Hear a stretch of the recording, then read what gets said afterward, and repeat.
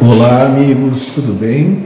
Estamos aqui para fazer um resumão daquilo que a gente estudou nesse ano de 2024 acerca do seminário 1 do Jacques Lacan, chamado Os Escritos Técnicos de Freud, seminário proferido no Hospital Sainte-Anne, na França, em Paris, no ano de 1953-54, em que Lacan vinha se debatendo para se contrapor ao que vinha sendo feito da psicanálise naquela época e também se contrapor à modalidade de formação psicanalítica que a IPA vinha propondo. Tanto que ele inicia ali o seu conhecido retorno a Freud, que tinha a proposta de recolocar a descoberta freudiana no bom caminho, na trilha certa, para melhor prolongar aquilo que Freud descobriu a respeito do inconsciente humano. Ele inicia o seminário, portanto, com a questão central, que é: o que fazemos quando fazemos análise? E desde já diz para nós que a psicanálise é uma relação intersubjetiva mediada pelo simbólico, pela estrutura de linguagem que está se desdobrando na relação analítica. Também defende que a psicanálise não está ali para ajudar o paciente a se adaptar melhor à realidade, mas para ajudar o paciente a dizer da sua verdade, a dizer o seu desejo. E a verdade, o desejo, não está no campo do ego, não está no campo de uma realidade compartilhada, não está no campo do imaginário. A verdade, o desejo, está no campo do inconsciente, da outra cena, naquilo que surpreende o discurso consciente daquele que nos fala. Então, trabalhar com o ego, trabalhar com a realidade, trabalhar com a adaptação do paciente seria pura resistência do analista. Esse campo da realidade, do pensamento, do comportamento, das representações é o campo da psicologia. O psicanalista vai fazer de tudo para que o paciente, ele próprio, possa responder pelo seu desejo e pela sua verdade. Trabalhar com o ego, segundo Lacan, só serve para fazer o sujeito do inconsciente dormir. Ninguém se perturba com ele se a gente trabalhar com o ego. Então, a resistência é um fato de discurso que aparece na fala do paciente quanto mais a gente nega a escuta do inconsciente. A resistência serve, portanto, para que não se escute o inconsciente. Assim como a resistência é um fato de discurso, a verdade do sujeito, do inconsciente, do seu desejo, também é um fato de discurso, também aparece no discurso. Aparece naquilo que Lacan chama sobre o nome de palavra plena. A palavra plena é aquela que veicula o desejo inconsciente do paciente. E a palavra vazia é a palavra da conversa, do diálogo, do bom entendimento, do ego e da realidade. Então, a palavra plena, que veicula a verdade inconsciente do paciente, irrompe abruptamente e deve ser escutada pelo analista para que o inconsciente possa se fazer reconhecer, se fazer ouvir, e o paciente consiga ter coragem de, a partir daí, se desfazer do seu sintoma. A palavra plena, então, é a antítese do ego. O Onde está o ego, não está a verdade. E onde está a verdade, não está o ego. Então a verdade, ela é veiculada por um discurso inconsciente, autônomo, arbitrário, que se faz aparecer no discurso vazio. E é compromisso do analista capturar esses sinais que o inconsciente dá enquanto o paciente fala, sem saber daquilo que diz. Vejam bem, Lacan está dizendo que o eu é a sede do desconhecimento, numa época em que os psicanalistas estavam encantados, fascinados em trabalhar com o ego, em trabalhar com o eu. E ele vai dizer que a nossa operação de psicanalistas deve se dirigir ao texto do inconsciente, deve se dirigir à escrita do inconsciente, e não ao ego, ao pensamento e à reflexão. Dali também aparece o conceito de real como aquilo que resiste à simbolização, aquilo que não se deixa capturar pelas palavras. Aparece o conceito de real pela primeira vez aqui no capítulo 6. Porque Lacan está falando que o psicanalista também precisa trabalhar com o indizível, com o impossível, e não cair nessa fascinação de que o ego pode conhecer tudo. O ego é uma pequena parte do aparelho psíquico, uma parte que a gente precisa desconsiderar quando estiver operando. E sobre isso ele também nos lembra que a interpretação deve ser feita como material significante do paciente, deve ser feito com a gramática significante do paciente e não do analista. A interpretação deve operar sobre o conjunto de significantes que o paciente nos traz, diferente do que fazia Melanie Klein, que interpretava desde o seu imaginário, desde os seus signos. Lacan defende isso, que a gente precisa ajudar o paciente a simbolizar o mundo à sua maneira, e não a maneira do analista. A gente só consegue suportar o mundo se a gente simbolizar ele à nossa maneira, para poder ser sujeito nesse mundo de caos. Até aqui o capítulo 6. Vamos para o capítulo 7. No capítulo 7, Lacan vai trazer os 3 registros, real, simbólico e imaginário, nos dizendo que são esses 3 sistemas que sustentam a subjetividade humana e que não é possível compreender a técnica freudiana se a gente não considerar esses 3 registros. Ele diz também que na técnica freudiana compreender as coisas, compreender o paciente, nunca é um bom sinal. Então a técnica freudiana não trabalha com a compreensão, muito importante.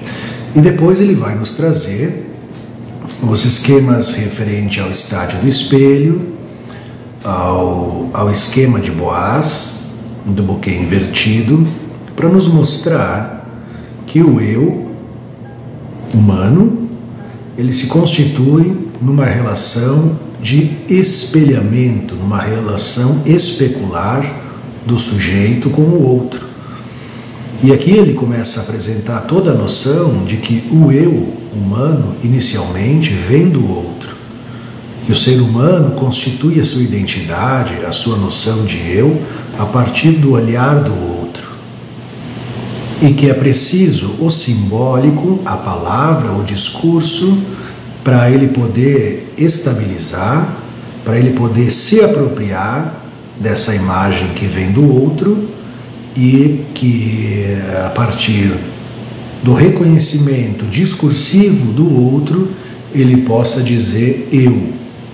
Ele possa dizer eu sou assim, eu sou isso.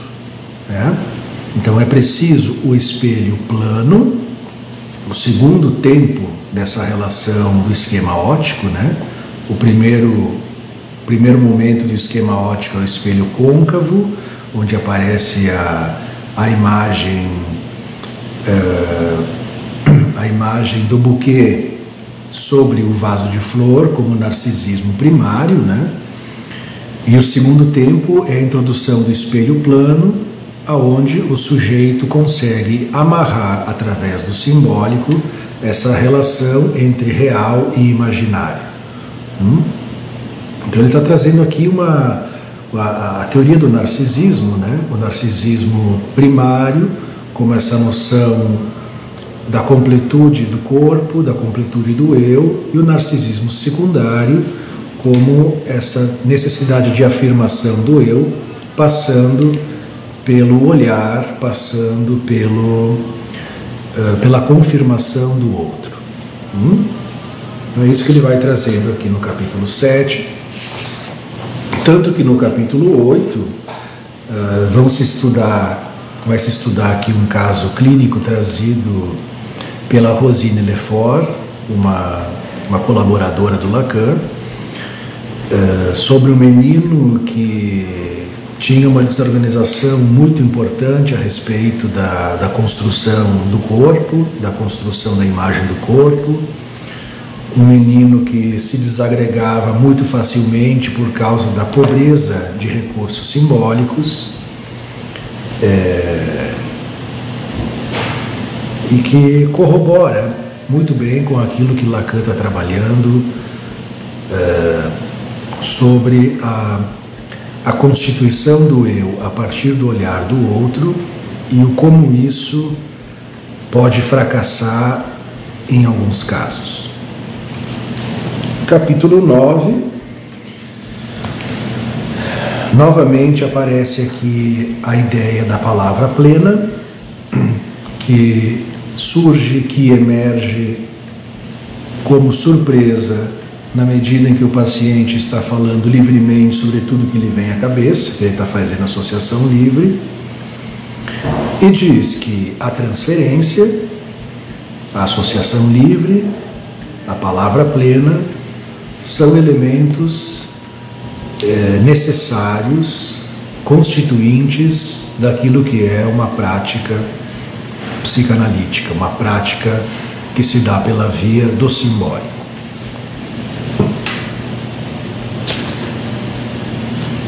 Capítulo 10, aparece então um pouco a problematização do termo libido, onde Lacan vai nos dizer que libido é diferente de instinto, pulsão é diferente de instinto, e entra no tema de que o eu é um objeto investido pela libido, assim como qualquer objeto. Então, o eu como um objeto investido pela pulsão, e não como um locus da onde parte a pulsão, né? Depois aparecem os termos eu ideal e ideal do eu ideal ligado ao narcisismo primário, ligado a essa imagem completa, plena, em que o sujeito se aliena inicialmente, e o ideal do eu ligado ao narcisismo secundário, que tem mais a ver com o simbólico, menos a ver com o imaginário, que diz dessa busca, dessa promessa, dessa tentativa de recobrar essa imagem perdida no futuro, né? Então, o eu ideal associado ao imaginário, narcisismo primário, e ideal do eu associado ao simbólico e ao desejo, e a uma busca e um movimento para o futuro, orientado para o futuro. Depois aparece Lacan trazendo Hegel, mais especificamente a frase de Hegel, o desejo do homem é o desejo do outro, aonde ele vai nos mostrar que nessa relação de cativação, nessa relação dual imaginária, o desejo do homem vai se constituir na medida em que o outro também é marcado por um desejo, por uma falta. E a gente pôde ler que o desejo do homem é dependente de que o desejo do outro também esteja pulsando, também esteja ativo. E nessa relação eu-outro, nessa relação dual, vai depender da entrada de um terceiro para que o homem, para que o sujeito não fique numa relação de vida ou morte, numa relação que lembra um pouco o que Hobbes dizia a respeito do homem ser o lobo do homem. Então Lacan diz que a lei, a linguagem, o simbólico é aquilo que nos tira dessa relação de vida ou morte com o nosso semelhante. E no capítulo 14, ele traz aqui a ideia do elefante para nos mostrar que nós, humanos, na medida em que falamos, dispensamos os objetos empíricos, dispensamos as coisas e vivemos num mundo de representações. Então nós, humanos, quando falamos, quando temos acesso aos símbolos, as coisas caem e a gente se relaciona com símbolos, sobre símbolos, desde símbolos, a respeito de símbolos. Então a nossa relação com o mundo é uma relação mediada pelos significantes. E o nosso trabalho é justamente com esse material significante.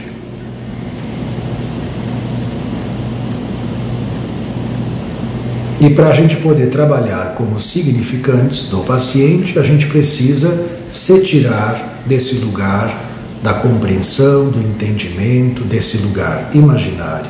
A gente precisa sair desse lugar do mestre para o paciente poder aceder ao conhecimento, à enunciação do seu próprio desejo. Aqui estamos no capítulo, chegamos até o capítulo 14. No capítulo 15, Lacan nos diz que o paciente precisa, numa experiência analítica, reintegrar o seu desejo numa experiência de palavra. E nos lembra que o trauma segue essa mesma lógica. É preciso integrar as experiências vividas suficientemente no simbólico para que elas possam parar de nos atormentar. Isso se faz sem a necessidade do ego, sem a necessidade da consciência. Lacan nos diz que o ego é o objeto da ciência, que o eu é o objeto da ciência, e que o sujeito do inconsciente é justamente aquilo que escapa à tentativa de nomeação, de conceituação. Então o eu é um sonho, é o objeto perfeito da cientifização do sujeito, enquanto o sujeito do inconsciente é justamente isso que não se deixa capturar pelo conceito. Ali aparece mais uma vez a noção de que a psicanálise não deve ser normativa e nem pedagógica e que o analista deva sempre manter o real, o impossível, aberto, né? Porque o sujeito do inconsciente, ele pulsa na dimensão do impossível. Se a gente quiser tapar a dimensão do impossível, sufocar a dimensão do real, a gente só vai produzir mais e mais sintomas. Ele vai trazer ali uma crítica a Balint e a Ferenczi, que tinham uma forma de pensar a psicanálise onde o ser do analista entrava muito na cena clínica. Lacan vai nos dizer que na operação psicanalítica o ser do psicanalista tem que ficar de fora. O psicanalista não opera com o seu ser. O psicanalista opera com o seu desejo. E também fala um pouco sobre essa ideia de relação de objeto, que era também proposta nessa época como uma forma de operação psicanalítica, nos dizendo que essa ideia de objeto está associada à necessidade. E quando a gente fala de objeto e de necessidade, a gente não está falando de pulsão, a gente não está falando de desejo, a gente está falando de acoplamento, de perfeição e de anulação da falta. Então, o nosso trabalho é como pulsional, é como desejante, não com a necessidade, não com a acoplação perfeita, não com a harmonização. Isso que busca uma harmonização ou a relação sujeito-objeto, que prevalece na prática científica, tem um forte caráter perverso. Tanto que Lacan entra um pouco para o tema da perversão para nos dizer isso. Se a gente for trabalhar com essa lógica sujeito-objeto, a gente corre o risco de colocar em marcha uma prática perversa. Então, o sujeito que nos interessa é o sujeito como resultado de um oco cavado no real pela palavra. O sujeito é um oco cavado no real pela palavra e é ali aonde se aloja o ser.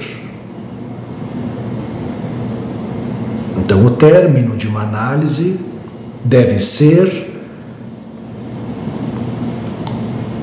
o efeito dessa palavra que esburacou o real para que o sujeito tenha ali abrigado o seu lar.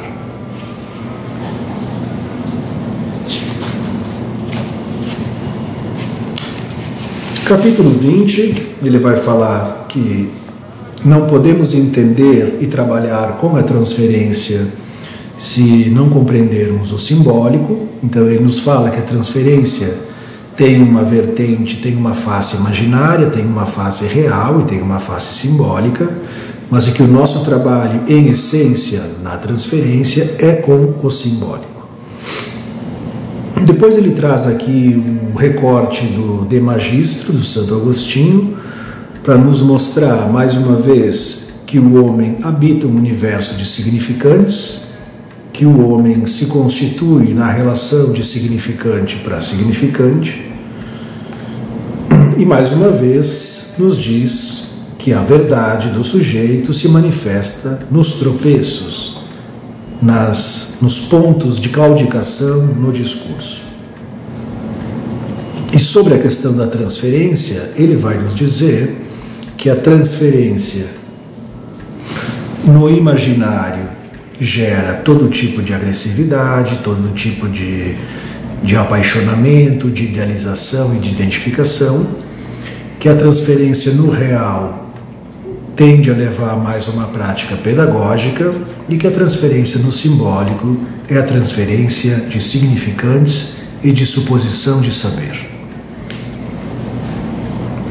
Então, a junção na transferência do real com o simbólico, que é a questão da ignorância, que é o que faz com que o paciente chegue a um consultório, chegue a um analista numa posição de ignorância e ali produza saber.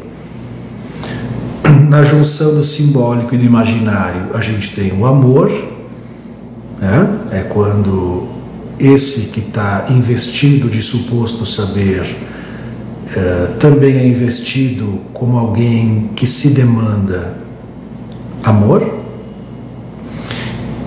E na junção do imaginário com o real, a gente tem o ódio, que é o momento em que a suposição de saber cai e aparece a revolta, aparece o ódio. Tudo isso nas modalidades que circundam no fenômeno transferencial. Por fim, Lacan bate o martelo dizendo que a psicanálise não é uma experiência intelectual, não é uma experiência de autoconhecimento, mas é uma experiência de constituição de um desejo.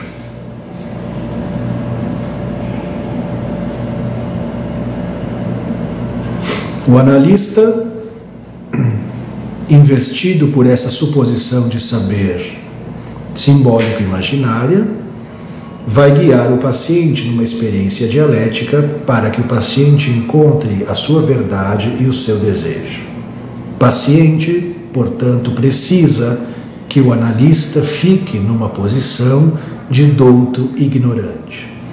É preciso nada saber para que o paciente constitua um saber honesto, autêntico, legítimo, seu.